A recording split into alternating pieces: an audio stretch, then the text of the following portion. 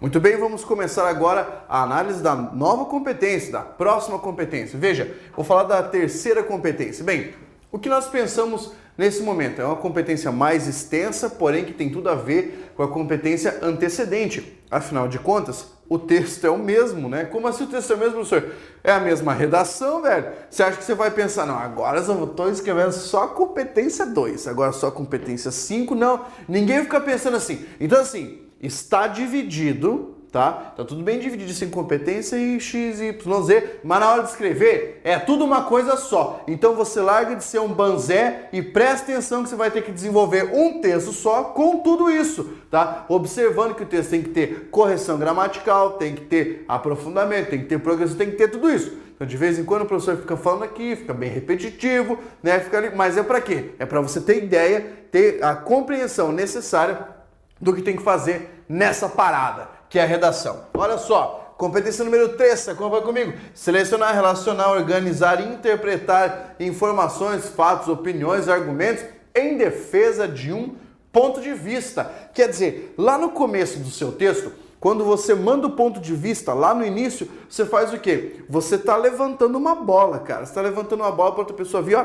cortar. A ideia é essa. Então você sempre coloca o ponto de vista inicial e os seus argumentos têm que vir fazendo o quê? Tem que vir convalidando. Ou o seu ponto de vista pode ser uma crítica a determinado posicionamento. Bem, de uma maneira ou de outra, você tem que utilizar os argumentos para convalidar ou para negar algo. Então, nesse sentido, quando nós pensamos nessa ideia de negar os seus argumentos, tem que vir como uma crítica, tá? Desconstruindo a ideia inicial. Agora, se for no sentido de convalidar, não é uma crítica, aí o fundamento é outro. A ideia aqui é no sentido de você fazer aquilo parecer verdadeiro. E lembre-se, é sempre aquilo que você pode provar dentro do seu texto. Não é necessariamente aquilo que está na ideia, mas aquilo que você pode provar. Veja só, isso na verdade tem a ver com um aspecto que nós chamamos dentro da linguística, dentro da análise do texto, de coerência,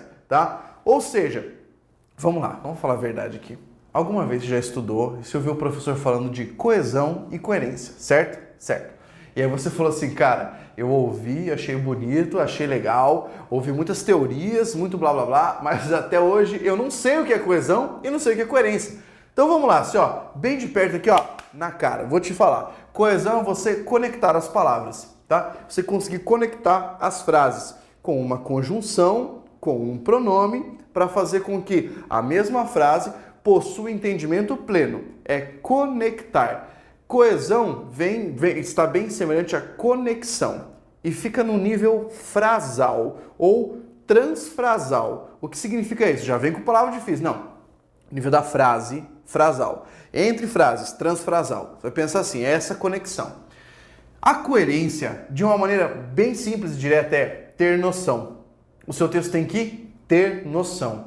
Se você está construindo ali uma argumentação, imagina, você está subindo, tchum, de repente você parou de argumentar, parou de falar as coisas e foi direto para a conclusão. O que você fez? O texto ficou sem noção. Então vamos colocar uma informação aqui que, a meu ver, é fundamental. Você tem que associar coerência a, pega essa palavra aqui, ó, noção. Se o texto estiver sem coerência, ele está sem noção. Tem que ter a ver com as coisas do mundo, cara. É isso que você pensa num texto com coerência. Então, quando está ali, aspectos fundamentais, coerência é ter a ver e estar tudo bem conectadinho, tudo bem? Vamos pensar que uma roupa tem que obedecer a esse princípio. Uma vestimenta é como se fosse o quê? É como se fosse uma oração, é como se fosse uma redação. Imagine só, você está ali no meio da praia, sossegado, vai pegar uma onda, aí você vê um brother lá do outro lado com a prancha debaixo do braço, terno, gravata e descalço, né? Então ele vai surfar, mas ele vai surfar de terno e gravata.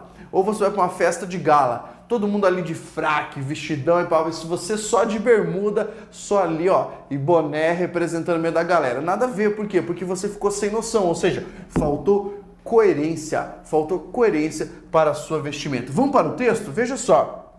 fatores necessários, tá, para o estabelecimento da coerência e para que você consiga mostrar a competência em questão. Bem, deve existir uma relação lógica entre as partes do texto. Como uma relação lógica? Cara, se eu estou falando no meu primeiro parágrafo de desenvolvimento sobre políticas sustentáveis ou políticas ambientais, o segundo parágrafo ou mostra a continuação dessas políticas ou mostra a consequência de não haver essas políticas. Quer dizer, se eu começar a falar sobre farinha no primeiro parágrafo e terminar lá embaixo com pão feito, cara, pare para pensar. Você progrediu, porque você misturou em cada item algo que tem a ver. Agora eu começo a falar sobre farinha e termino falando sobre prego e marcenaria, nada a ver. Sabe quem costuma fugir muito da lógica dos argumentos? Homem. Homem é complicado. O homem tá ali trocando uma ideia com a sua namoradinha, né, com a sua mina. A mina fala, ai amor, que legal, eu te falando esse negócio aqui. E o cara ali só prestando atenção, de repente, olha o carro lá, o carro lá.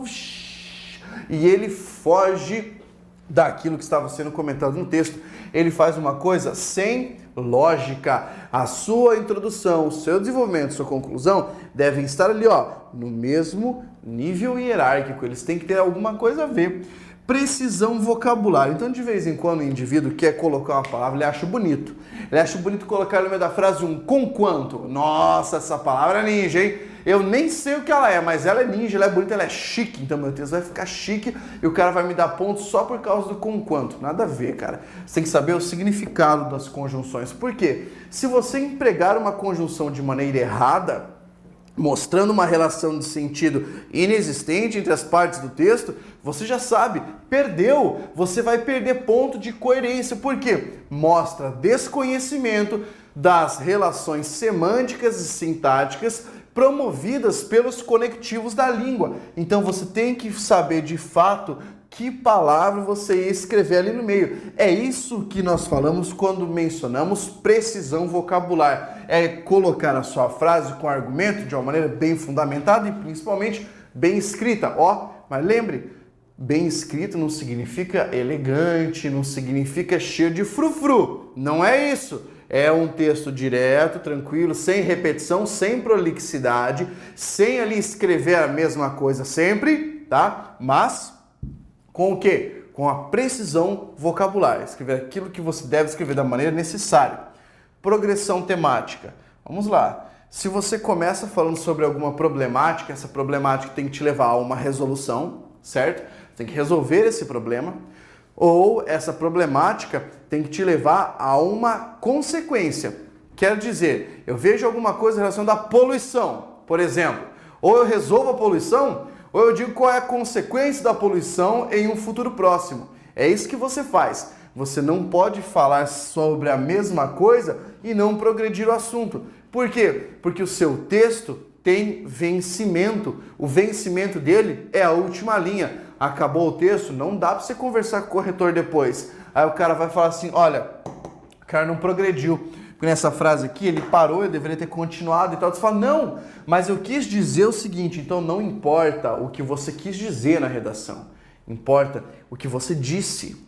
E o que você disse é aquilo que vai servir de substrato para o corretor ler, interpretar, julgar e dar a sua nota. Eu vou dar um exemplo para você, ó, bem sossegado, bem tranquilo.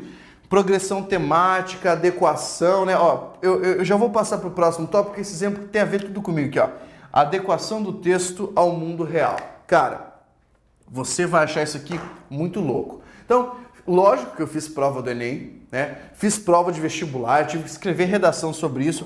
Isso, evidentemente, muito antes de eu ser professor de língua portuguesa, ser professor de redação, enfim. Mas vou te passar uma experiência, que é a experiência de mundo para você saber como isso aqui pode tirar sua nota. Como isso aqui pode acabar com o que você estava querendo fazer, com o seu sonho de ingressar na universidade, enfim, se você não tomar cuidado. Veja, cara, adequação do texto ao mundo real. Então vamos lá. A frase de ordem é: não adianta soltar o pavor na redação, tá? De repente você, assim, fica um pouco envolvido pela temática, e você fala, não, vou soltar o pavor, tá tudo errado e eu vou arrumar tudo. Então não é bem assim, cara, vamos tomar cuidado com isso. Veja, eu soltei o pavor em 2 redações. Nas 2 redações em que eu soltei o pavor, eu me lasquei. Primeira redação, quando eu fiz o Enem, Pela primeira vez, quando estava fazendo a prova do Enem, foi ali, papapá, e o tema era alguma coisa relativa ao conteúdo veiculado pela mídia, ao conteúdo dos programas, aquilo que estava passando na televisão. E aí, na época, né, eu estava terminando o ensino médio, e ali, ó, a revolta geral, que eu falei? Eu falei que estava tudo errado, eu falei que a televisão não prestava, que a mídia estava toda errada, enfim, e que tinha que rolar, sabe o quê? Uma censura prévia dos programas. Aí, ó, palmas pro professor Pablo, que escreveu uma coisa totalmente fora da realidade. Lutaram anos e anos para a liberdade de expressão, liberdade do pensamento, e de repente vê um manezinho que estava terminando o ensino médio e fala assim, não, tem que ter censura, tem que censurar essa galera, né? Ou seja, eu mostrei naquela redação que era um baita de um babaca, porque eu não pensei sobre a adequação disso ao mundo real. Pensa sobre outra coisa, outro erro que eu cometi ao longo da minha vida como aluno, escrevendo redação. Fui fazer vestibular certa feita, e eu passei nesse vestibular, mas cometi esse erro. Fazer um vestibular e aí apareceu o tema gravidez na adolescência, né? O tema mais batido do planeta, mas apareceu, tinha que escrever sobre. O que eu fiz? Eu falei que deveria haver um planejamento familiar, claro, porque afinal de contas é a melhor coisa para evitar a gravidez na adolescência, informação, mas também falei que algumas faixas da população tinham que ser esterilizadas. Aí sim, ó, eu era o cara de soltar o pavor. O que aconteceu com a minha redação? Pum, caiu lá no pé. Por quê? Você não pode fazer isso, cara. Ah, vou escrever sobre violência. Sobre violência, o negócio é o seguinte, para acabar com a criminalidade, eu vou escrever que bandido bom é bandido morto. Meu, não faça isso, cara. Por quê? Porque se você escrever dessa maneira, o elaborador vai te dar zero. Você é um psicopata, você é um doente, tá? Você tem que se tratar. Você tem que mostrar conhecimento de mundo. E aí, como você faz isso? Calma, tranquilidade. Pense que sempre você está falando sobre a sociedade. E há aspectos maiores que fogem ao seu controle. Então, sempre uma política de prevenção, uma política de combate, são propostas de intervenção interessantes para você apostar e para você falar sobre. Então, tome bastante cuidado aqui com essa parte. Veja só, o que você tem ali no seu texto, venha comigo, você tem ali no seu material alguns casos para você analisar, para verificar ali se o que foi feito foi bem feito e se a construção dos argumentos, dos textos está completa. É como se fosse um exercício, tá? Claro que você não vai reescrever isso agora, mas é como se fosse um exercício. Nós temos um caso número 1. Só vou analisar o caso número 1 e depois vamos continuar, você vai estudar o resto, enfim, você vai poder ler depois. Mas veja, você tem um texto que começa assim, eu vou ter que ler, você acompanha seu material por gentileza. Desenvolvimento sustentável, a capacidade de satisfazer as necessidades da geração presente. Aqui você tem uma frase importantíssima, que já mostra o tema do texto. Sem comprometer as capacidades das gerações futuras através de métodos que balanceiam aspectos ambientais, econômicos, sociais e culturais. Bem, o primeiro problema do através ali. Não podia ser através, que através é uma coisa física, está enfiando ali, né? Por meio de. Daí você tem. Recentemente foi aprovado pelo IBAMA a construção da hidrelétrica de Belo Monte. Estudos dizem que sua capacidade de geração de energia, somada ao impacto ambiental e social causado, não será vantajosa à sua construção. Por outro lado, investimento em fontes alternativas, como a energia eólica, mostra-se mais vantajoso tendo em vista sua maior capacidade de geração de energia, por não ser poluente. Bem, você tinha uma introdução, você tinha um exemplo e olha só. Outro fator positivo é a procura de bancos para investimentos em projetos de desenvolvimento sustentável. Ocorreu na reunião do C40, onde líderes de bancos de várias cidades do planeta se reuniram em São Paulo. Ah, parou. Reunião é um evento, não é um lugar. Então tá errado esse onde ali no meio. Mas qual é o principal problema? Veja, não houve um clímax argumentativo. Você tem ali uma questãozinha. Quando o texto não é bem articulado, os argumentos não obedecem a uma ordem de maior força argumentativa. Seu clímax perde a eficiência. Então você veja, analisa ali os argumentos da dissertação acima e justifique a presença ou não de um clímax. Não existe clímax. A pessoa colocou o tema, apresentou o argumento, apresentou ali um fato, recentemente, a construção, enfim, e depois colocou esse outro fator. Faltou alguma coisa. Faltou algo que discutisse aquilo que estava ali, que confrontasse opiniões, ou ainda que estendesse aquilo que estava no texto. O texto ficou sucinto, direto, com alguns erros de construção, evidentemente, porém, o que aconteceu? Nós não tivemos defesa de um argumento.